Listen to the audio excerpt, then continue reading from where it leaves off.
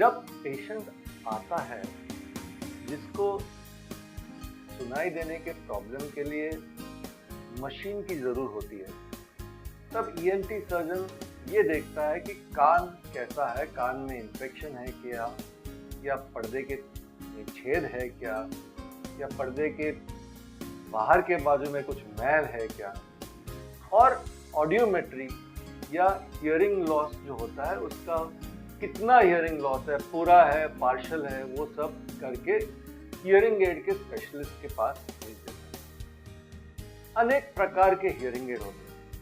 Hearing aid बहुत छोटे होते हैं, थोड़े से और बड़े होते हैं। ऐसे होते हैं कि जो कान के अंदर जाते हैं, कान के बाहर के रीजन में बैठते हैं, इन द कैनाल कहते हैं, कंप्लीटली इन द कैनाल ऐसे हियरिंग एड होते हैं। लेकिन अच्छे हियरिंग एड होते हैं जो हम लोग कहते हैं बिहाइंड द ईयर।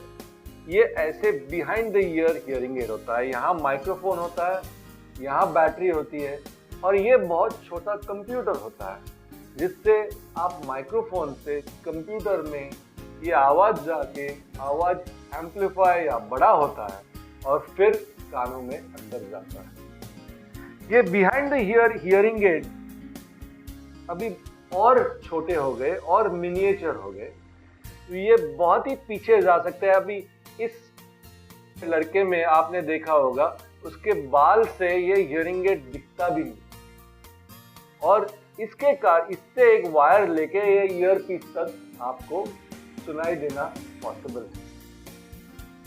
सपोज लोगों को ये बिहाइंड द ईयर पहनना नहीं चाहते होंगे, तो अंदर के भाग में कंप्लीटली इन द कैनाल ऐसा हियरिंग एड भी पॉसिबल हो सकता है, या ऐसा एक हियरिंग एड होता है जो थोड़ा सा बड़ा होता है। एक याद रखो, जितना छोटा हियरिंग एड उतना शायद थोड़ा कम पावर, जितना छोटा हियरिंग एड उतना थोड़ा सा डिफिकल्ट होता है, स्पेशली वरिष्ठ नागरिकों में, सीनियर सिटीजन में छोटा हियरिंग एड का कंट्रोल एडजस्ट करना उनको थोड़ा सा डिफिकल्ट जाता है। तो इसलिए जब भी मैं देखता हूँ कि लोग वॉकिंग स्टिक के साथ या वॉकर के साथ आते हैं, तो उनको मैं कभी भी बहुत छोटे हियरिंग एड नहीं दूंगा, उनको थोड़े से बड़े हियरिंग एड दूंगा। और बड़े हियरिंग एड थोड़े से और टाइम भी लास्ट होते हैं। आई मीन ये छोटे हियरिंग एड आपने कहाँ रख दिए, भूल गए या गिर गए, आपको वापस मिलेंगे नहीं, दूसरा ही हियरिंग एड खरीदना पड़ेगा। तो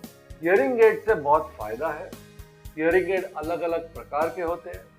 जब आप हियरिंग एड के स्पेशलिस्ट के पास जाएंगे तो वो आपको सब बताएंगे और ट्रायल करेंगे, और आप ऐसा देखना चाहिए कि कौन से हियरिंग एड से कितना फायदा हुआ, और उस प्रकार का आप हियरिंग एड ले लीजिए।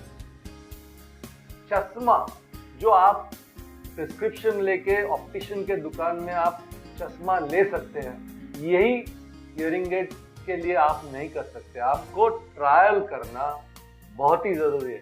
शायद आपको ये 8 चैनल का हियरिंग एड फर्क नहीं पड़ रहा है, आपको हियरिंग नहीं दे रहा है, आपको शायद 12 या 16 चैनल का हियरिंग एड जरूरी है, तो वो लेना ज्यादा जरूरी है। ऐसा नहीं हो कि आप हियरिंग एड ले लो और आपने अपने ड्रॉअर में रख लो, आप कभी यूज नहीं करो।